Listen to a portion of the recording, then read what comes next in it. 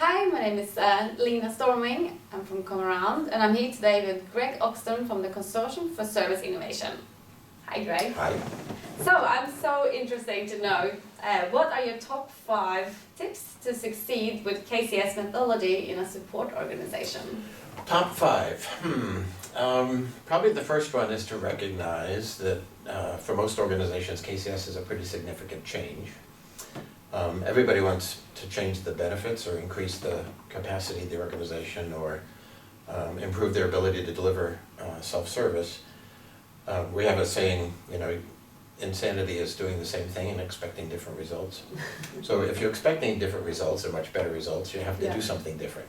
And KCS for most organizations is very different. So treating it as a serious organizational change and using a formal change management model like CODR or ADKAR, folks who do that tend to have more success with the adoption. So that, I think the first thing is to recognize that KCS is not just deploying a knowledge management tool, it's really changing the behavior of the people and the culture in which they work to reinforce a new set of behaviors.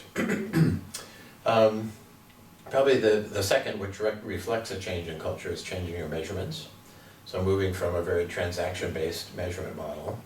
We love to count things in support. We count minutes, we count incidents, we count... Yeah, we all know that. All kinds of things. And while you still have to pay attention to some of those transaction-based measures, you also need to add to your measurement system a way to assess who's creating value.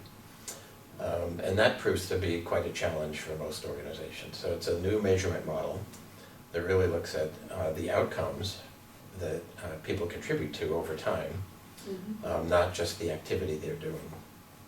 So that's probably the second. The third is really investing in the training and more importantly the coaching for both the support agents, the knowledge workers, as well as the managers. So it turns out KCS represents as big a change for first and second line managers as it is for the support agent. That's interesting.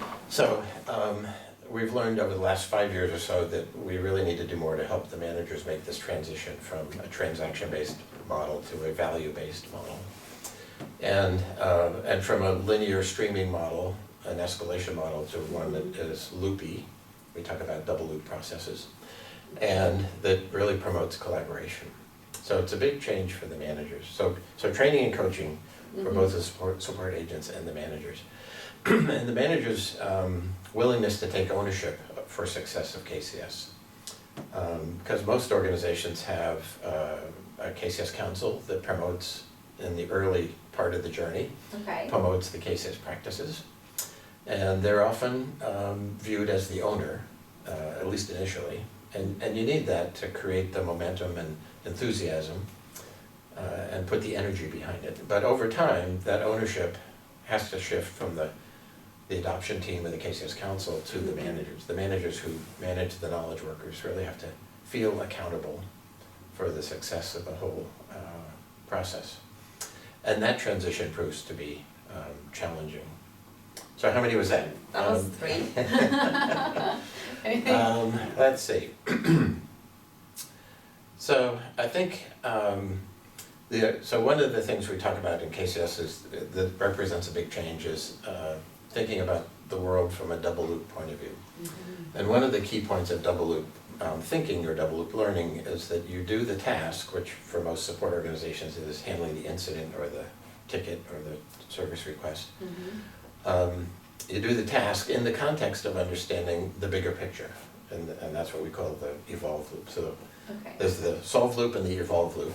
If people just do the task and all they care about is closing incidents without an understanding of what that activity, what value that activity has in the bigger picture, they'll never do it as well as if they do understand that each of these events over time creates a lot of value in the bigger picture.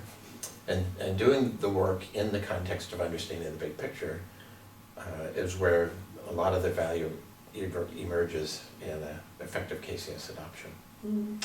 So, let's see. Well, I mentioned coaching. We've never seen a successful adoption without coaching, and that really represents an investment on the part of the company to create the time and build the coaching skills to really help support the behavior change. So, I was also wondering about if a company now has heard about KCS and they feel that this is something you would like to learn more about or interesting, what's the next step for them? Well, because the consortium's a non-profit industry association, everything we do is available on the website, right to use with attribution. Mm-hmm. So you don't have to pay for the papers or buy them or anything. There's So everything's there. a wealth of information available on the KCS Academy, Mm-hmm. thekcsacademy.net. And so it's available for anybody to download. The practices guide, the KCS adoption guide, the measurement matters paper. So that's the best place to start, is get familiar with the methodology.